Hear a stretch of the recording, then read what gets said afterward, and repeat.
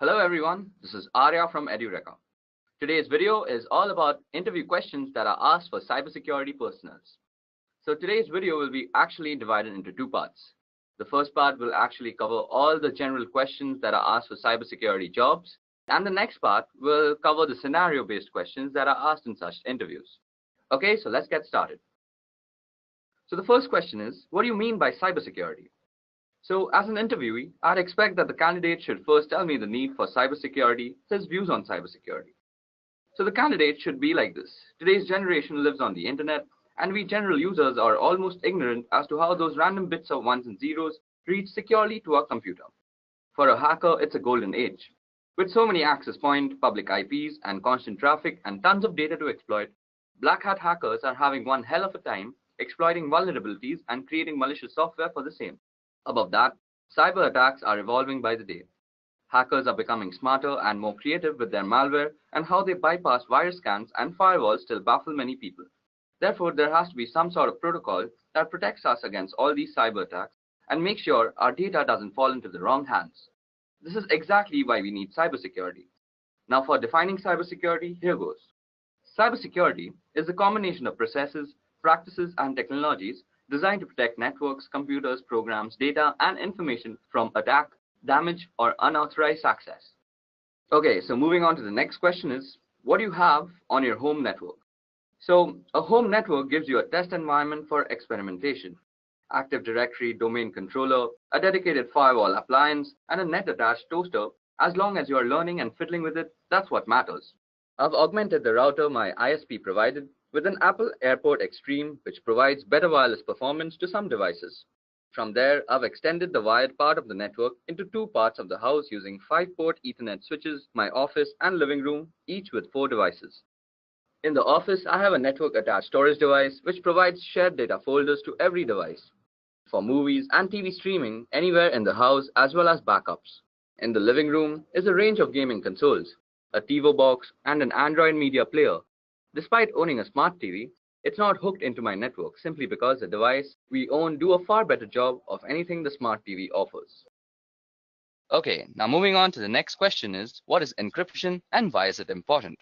Well, a process of converting data into an unreadable form to prevent unauthorized access and thus ensuring data protection is called encryption.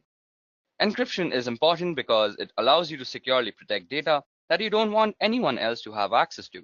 Businesses use it to protect corporate secrets, governments use it to secure classified information, and many individuals use it to protect personal information to guard against things like identity theft. Okay, so that explains encryption and why it is important. Moving on, tell me the difference between symmetric and asymmetric encryption.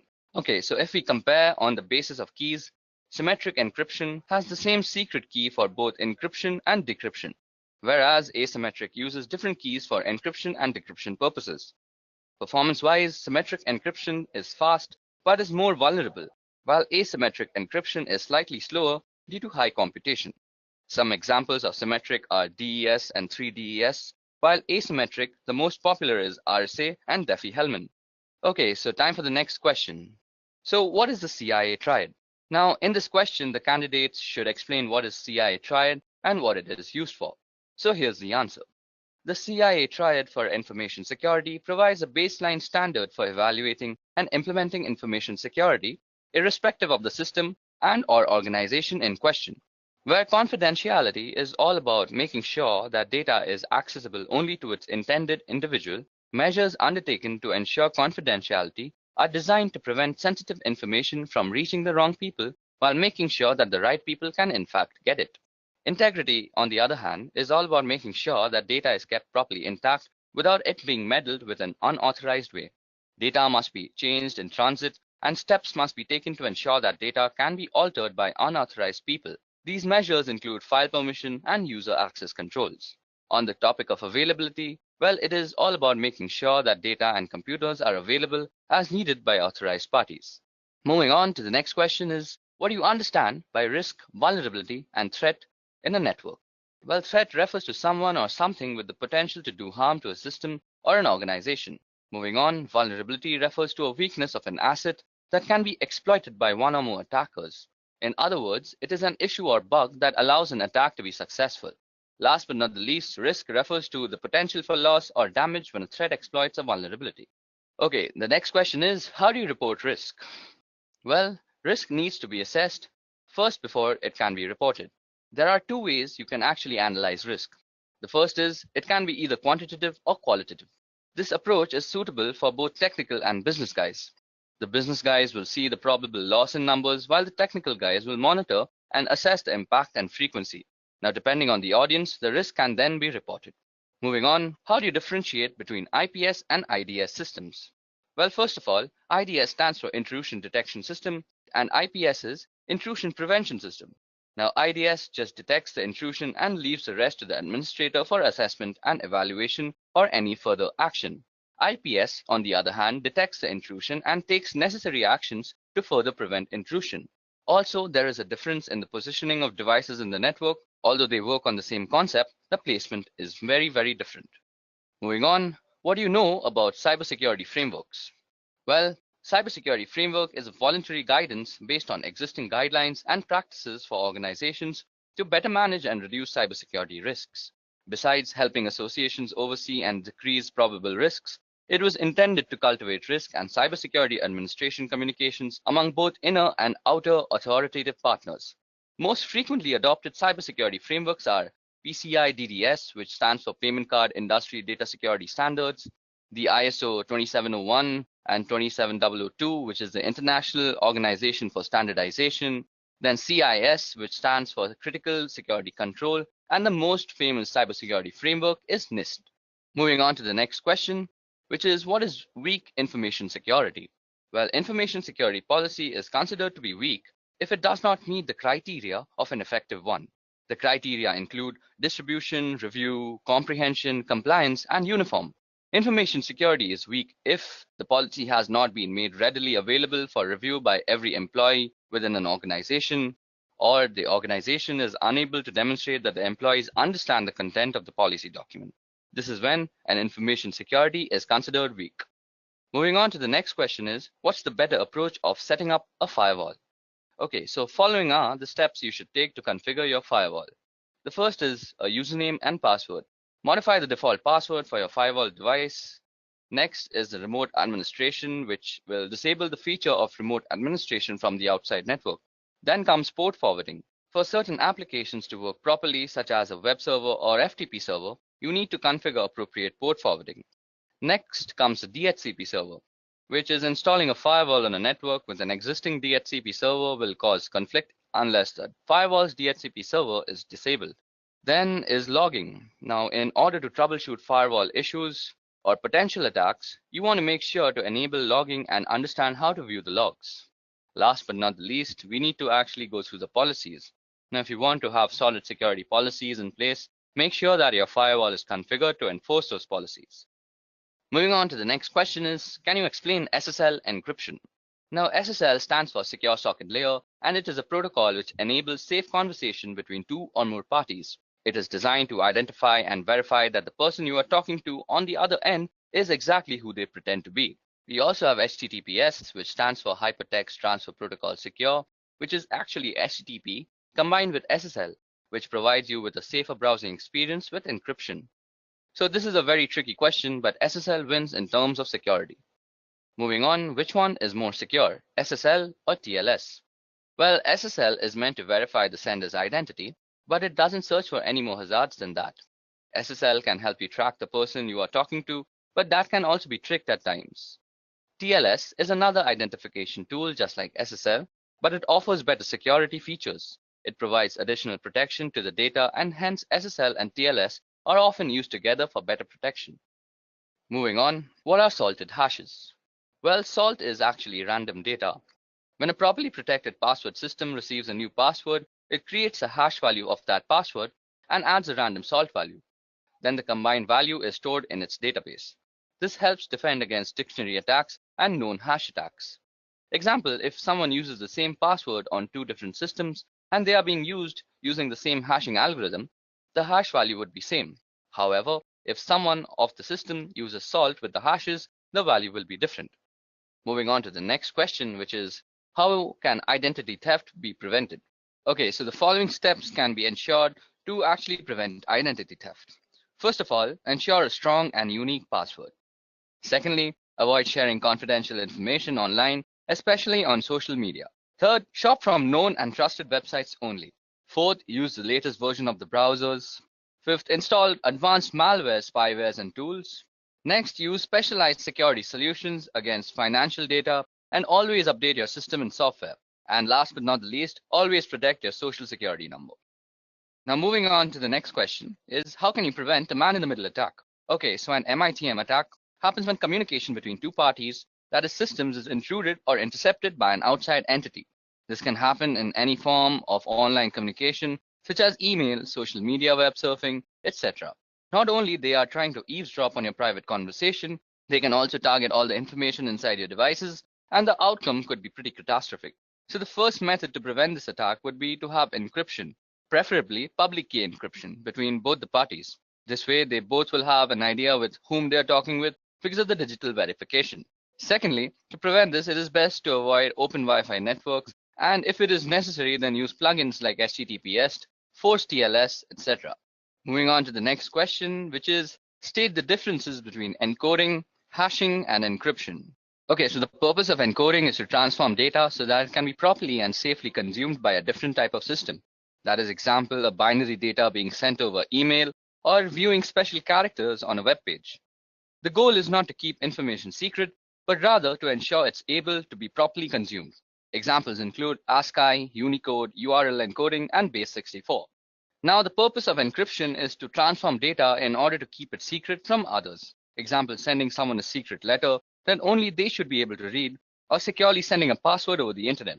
Rather than focusing on usability, the goal is to ensure that data cannot be consumed by anyone other than the intended recipients. Examples include AES, Blowfish, and RSA. Now, hashing serves the purpose of ensuring integrity. That is, it makes sure that if something has changed, you know that some change has taken place. Technically, hashing takes arbitrary inputs and produces a fixed length of string. Example are SHA-3, MD5, which is now obsolete, and SHA-256, etc.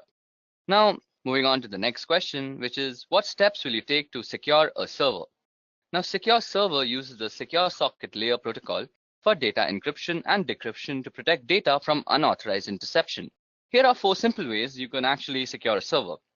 So the first way is that you make sure that you have a secure password for your root and administrator user. The next thing you need to do is to make new users on your system. These will be the users you'll use to manage the system. Step 3 is remove remote access from the default or root administrator accounts. And the last step is to configure your firewall rules for remote access. Okay, so the next question is, what is a DDoS attack and how is it mitigated? Okay, so DDoS stands for Distributed Denial of Service. When a network is flooded with large number of requests, which is not recognized to handle, making the server unavailable to the legitimate request senders. DDoS can be mitigated by analyzing and filtering the traffic in the scrubbing centers, and the scrubbing centers are centralized data cleaning stations wherein the traffic to a website is analyzed and malicious traffic is removed. Okay, so the 20th question is, why do you need DNS monitoring? The domain name system allows your website under a certain domain that is easily recognizable, also keeps the information about other domain names. It works like a directory for everything on the internet. Thus, DNS monitoring is very important since you can easily visit a website without actually having to memorize their IP addresses. DNS has an important role in how end users in your enterprise connect to the internet. Inspecting DNS traffic between clients' devices and your local recursive resolver could be revealing a wealth of information for forensic analysis. DNS queries can reveal both botnets and malwares connecting to the CNC server. So this is why DNS monitoring is very essential.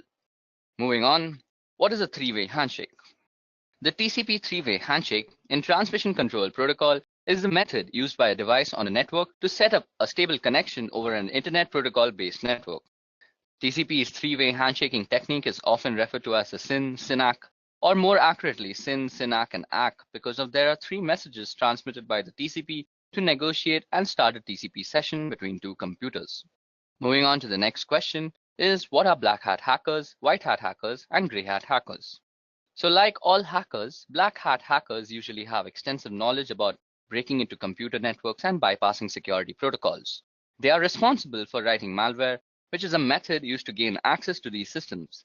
Their primary motivation is usually for a personal or financial gain, but they can also be involved in cyber espionages, protests, or perhaps just addicted to the thrill of cybercrime. Now, white hat hackers choose to use their power for good rather than evil.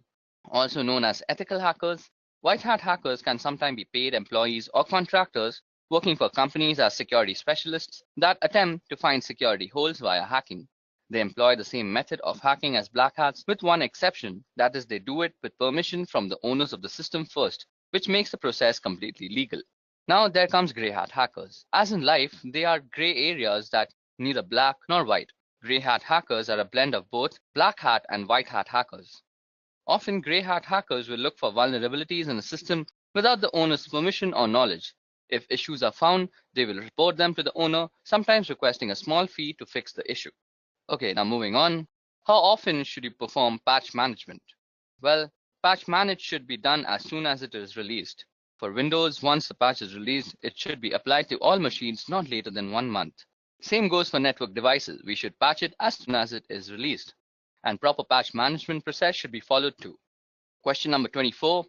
What do you know about application security? Application security is the practice of improving the security of applications using software, hardware, and other procedural methods. Countermeasures are taken to ensure application security, the most common being an application firewall that limits the execution of files or the handling of data by specific installed programs. Moving on to the next question, which is differentiate between penetration testing and software testing.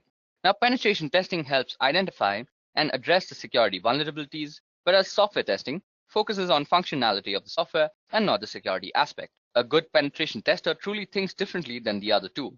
They don't care about the proper behaviors of the system or software, and they are crafty, looking for that one small chink of vulnerability that was not mitigated. And software security testers generally have a fair amount of crossover, as they usually know the full details of the system or software, and they know how it's supposed to properly behave when properly used, and they can test for a lot of the common end user misbehaviors. Moving on, when to use Traceroute or Traceroute. So Traceroute is a command which can show you the path a packet of information takes from your computer to the one you specify. It will list all the routers it passes through until it reaches its destination, or fails to and is discarded. In addition to this, it will tell you how long each hop from router to router takes. Now, when you connect to a website, say howtogeek.com, the traffic has to go through several intermediaries before reaching the website. The traffic goes through your local router, your internet service provider's router, onto larger networks, and so on. Okay, so moving on to question number 27, which is tell me something about the common cyber attacks that plague us today. I'm going to be discussing 8 cyber threats. Firstly, it's malware. Now, malware is an all-encompassing term for a variety of cyber threats, including Trojans, viruses, and worms. Malware is simply defined as code with malicious intent that typically steals data or destroys something on your computer. Next is phishing. Now, phishing, often posing as a request for data from a trusted third party, phishing attacks are sent via email and ask users to click on a link and enter their personal data. Phishing emails have gotten much more sophisticated in recent years, making it really difficult for some people to discern a legitimate request for information from a false one. Phishing emails often fall into the same category as spam, but are more harmful than just a simple ad. Next is a password attack, and a password attack is exactly what it sounds like. That is a third party trying to gain access to your system by cracking a user's password, usually using some algorithm like brute force, dictionary attacks, or a software which is a keylogger.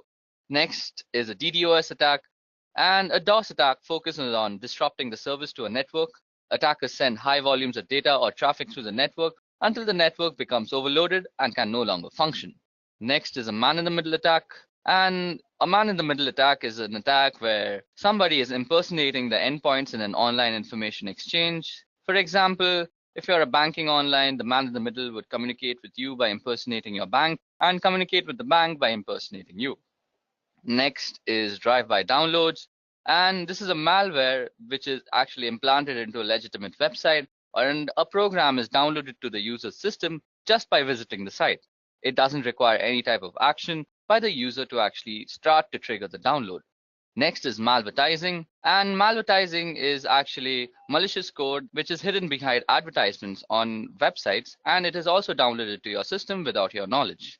Last but not the least is rogue software, which is malware that masquerades as legitimate and necessary security software that will keep your system safe. Okay, so moving on to the next question is what are different OSI layers and what is the job of the network layer? Okay, so OSI or Open System Interconnection is a reference model for how applications communicate over a network.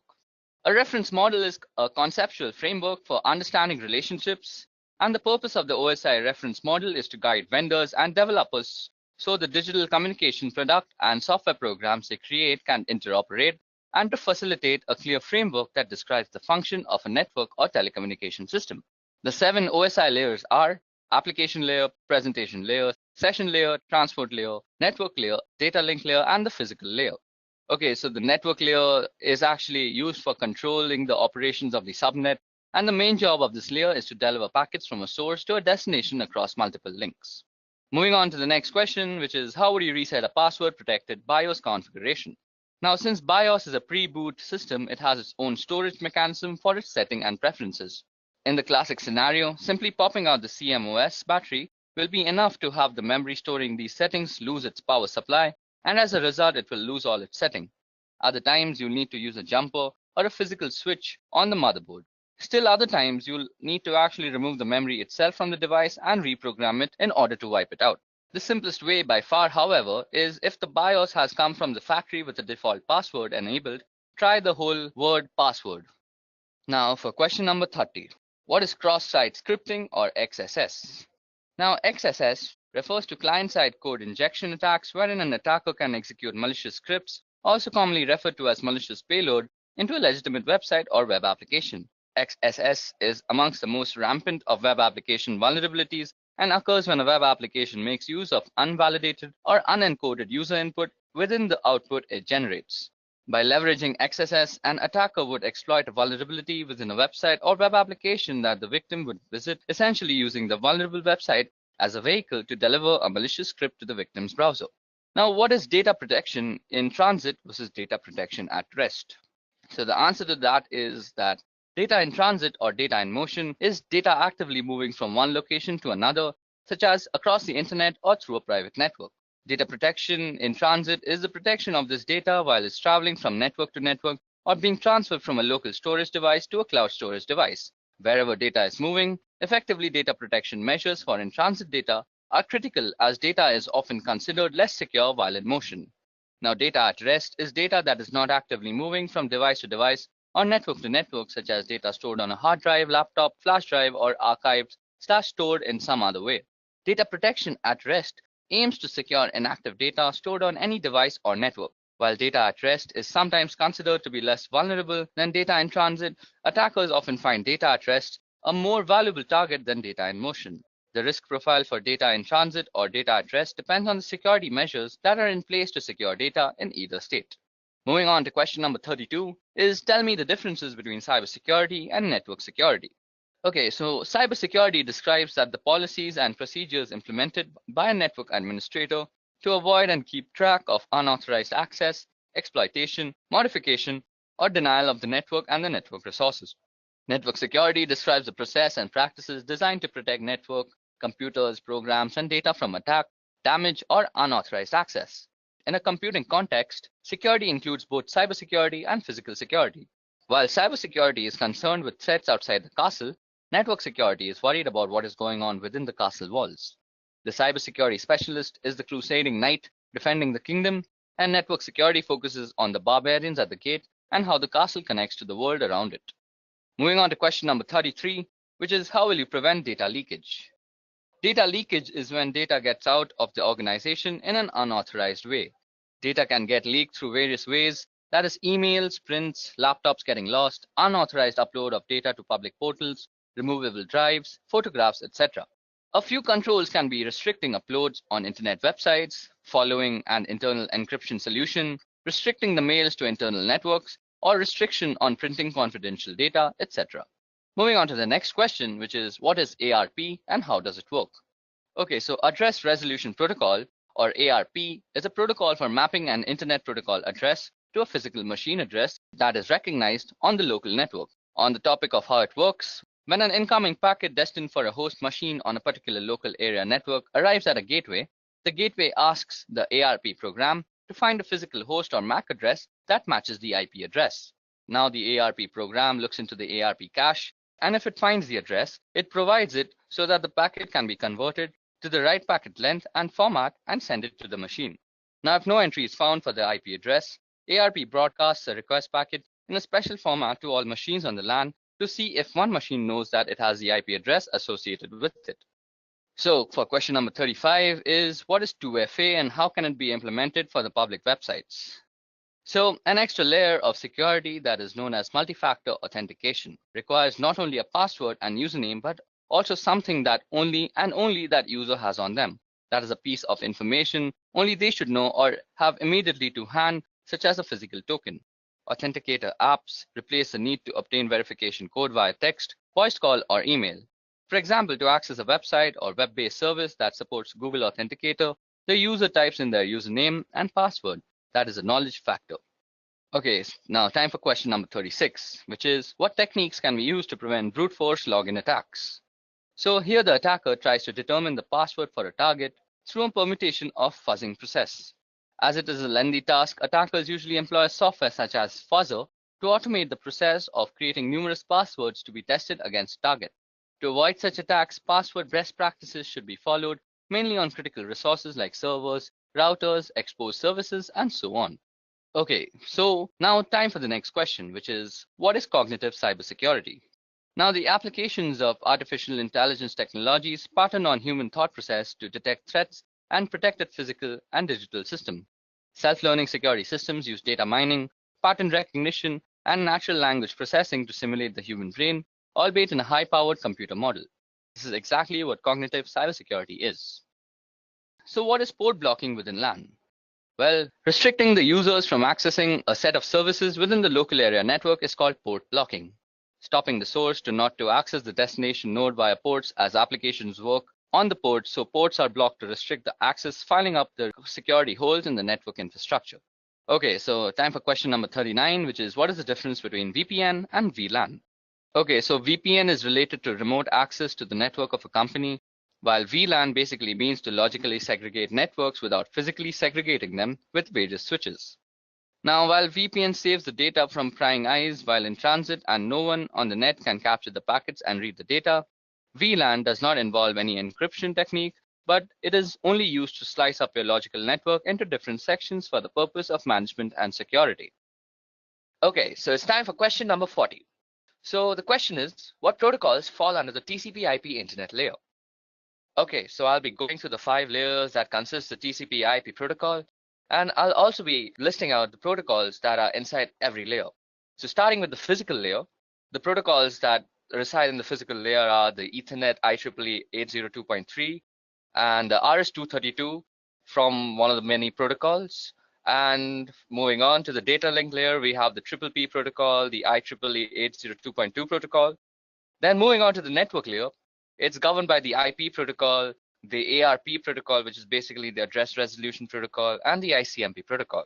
Then moving on ahead is the transport layer. Now the transport layer has 2 main protocols, namely the TCP and the UDP protocols. And last but not least, we have the application layer, which is governed by a multiple of protocols, namely NFS, NIS+, DNS, Telnet, FTP, RIP, SNMP, and various other protocols as such. Okay, so that brings us to the end of the general interview questions that might be asked in any cybersecurity interview. Now moving on to the scenario-based questions. So first, I'll be reading out the scenario, and then I'll ask the questions regarding the scenario 2. Okay, so for scenario number 1, we have, you receive the following email from help desk. So the email goes as follows. Dear UCSC email user, beginning next week, we will be deleting all inactive email accounts in order to create space for more users. You are required to send the following information to continue using your email account. If we do not receive this information from you by the end of the week, your email account will be closed. So then the email actually goes on to ask the various credentials like name, email login, password, DOB, and alternate email. And then it says, please contact the webmail team with any questions, and thank you for your immediate attention. So in such a scenario, what do you do and justify your actions for doing so? Okay, so this email is a classic example of phishing trying to trick you into biting. The justification is the generalized way of addressing the receiver which is used in mass spam mails. Above that, a corporate company will never ask personal details on mail. They want your information, so don't respond to the mail, instant message, text, phone calls, etc. asking you for your password or other private information. You should never disclose your password to anyone, even if they say they work for the UCSC, ITS, or any other campus organization. Moving on to the next scenario, which is a friend sends an electronic Hallmark greeting card to your work email. You need to click on the attachment to see the card. What do you do and justify your actions? Well, this one has 4 big risks. Firstly, some attachments contain viruses or other malicious programs. So just in general, it's risky to open unknown or unsolicited attachments. Secondly, also in some cases, just clicking on a malicious link can infect a computer. So unless you are sure a link is safe, don't really click on it. Third, email addresses can be fake. So just because the email says it is from someone you know, you can't be certain of this without checking with the person. Fourth, finally, some websites and links look legitimate, but they're really hoaxes designed to steal your information. So what we have to do is actually not click on the email and actually ignore it completely. Moving on to the next scenario, which is one of the staff members in ITS subscribes to a number of free IT magazines. Among the questions she was asked in order to activate her subscriptions, one magazine asked her for a month of birth, a second asked for a year of birth, and a third asked for her mother's maiden name. What do you infer is going on in this situation and justify? Well, all 3 newsletters probably have the same parent company or are distributed through the same service. The parent company or service can combine individual pieces of seemingly harmless information and use or sell it for identity theft. Then it is even possible that there is a 4th newsletter that asks for a day of birth as one of the activation questions. Often questions about personal information are optional. In addition to being suspicious about situations like the one described here, never provide personal information when it is not legitimately necessary or to people or companies you don't personally know. So now time for scenario number 4. Well, in our computing labs and departments, print billing is often tied to users' login. People log in, they print, and then they get a bill. Sometimes people call to complain about bills for printing they never did, only to find out that the bills are indeed correct. So what you infer is going on in this situation and justify your inference. Sometimes they realize they loaned their account to a friend who couldn't remember his or her password, and the friend did the printing and thus the charges. It's also possible that somebody came in from behind them and used their account. Now, this is an issue with shared or public computers in general. If you don't log out of the computer properly when you leave, someone else can come in from behind and retrieve what you were doing and use your accounts. Always log out of accounts, quit programs, and close browser windows before you walk away from a general public computer. Now, moving on to scenario number 5, we have that we saw a case a while back where someone used their Yahoo accounts at a computer lab on a campus. She made sure her Yahoo account was no longer open in the browser window before leaving the lab. Now someone came in behind her and used the same browser to re-access her accounts. They started sending emails from it and caused all sorts of mayhem. So what do you think might have gone wrong here? Well, the first person probably didn't log out of her account, so the new person could just go into the history and access it. Secondly, another possibility is that she did log out but didn't clear her web cache. This is done through the browser menu to clear pages that the browser has saved for future use. Time for scenario number 6 now. Okay, so 2 different offices on campus are working to straighten out an error in an employee's bank account due to a direct deposit mistake. Office number 1 emails the correct account and deposit information to office number 2, which promptly fixes the problem. The employee confirms with the bank that everything has indeed been straightened out. So what is exactly wrong here? Well, account and deposit information is sensitive data that could be used for identity theft. Sending this or any kind of sensitive information by email is very risky because email is typically not private or secure. Anyone who knows how can access it anywhere along its route. So as an alternative, the 2 offices could have called each other or worked with the ITS to send the information in a more secure fashion. Okay, moving on to the next scenario, which is the mouse on your computer screen starts to move around on its own and click on things on your desktop. What do you do in such a situation? A. Call your coworker over so they can see. B. Disconnect your computer from the network. C. Unplug your mouse. D. Tell your supervisor. E. Turn the computer off. F. Run an antivirus. Or G. All of the above. So we have to select all the options that apply in this situation.